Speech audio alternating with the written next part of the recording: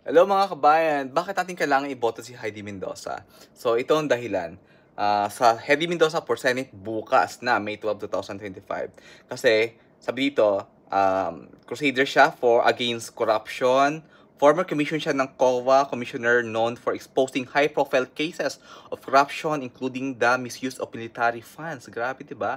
Advocate for transparency and accountability in government, ensuring that public funds are used for the people's welfare. Alam mo yon, kung um, kung gusto natin yumaman ng Pilipinas, isa 'to sa magiging susi si Heidi Mendoza kasi maraming pera ang Pilipinas, maraming taxes na nakukuha ang Pilipinas. Ngayon kung mapupunta siya magagamit siya sa tamang pondo, mapupunta sa mga tamang tao, I mean to say sa mga tamang, desisyon ng gobyerno. So, Heidi Mendoza kailangan natin siya do'n.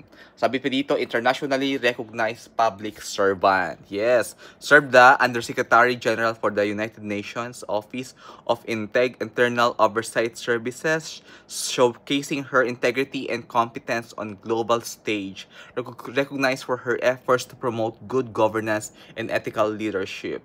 Stronghold advocates for ethical governance, champions reforms in public finance management, aiming to eliminate graft and corruption at all levels, pushes for citizens' engagement in oversight mechanisms to ensure accountability. Sabi dito, proven integrity and courage, known for her fearless stance against powerful individuals involved in corruptions, earning the trust and respect of the public. So, si Heidi Mendoza is mapagkakatiwalaang tao at kung siya ay mapupunta sa Senado, pantay sarado ang mga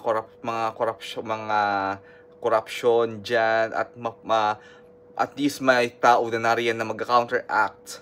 Hindi pwedeng isa lang partido nariyan. Sabi natin, puro PDP laban lang. Paano kung abusuhin tayo ng mga PDP laban? Hindi ka naman sinasabing nang-aabuso ang PDP laban. I would say, anywhere, kung sino man yan, parang isang partido lang ilalagay natin sa Senado.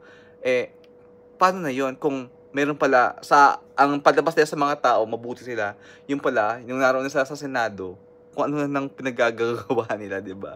So, Heidi Mendoza para sa Senado, 2025. Iboto natin bukas, Heidi Mendoza.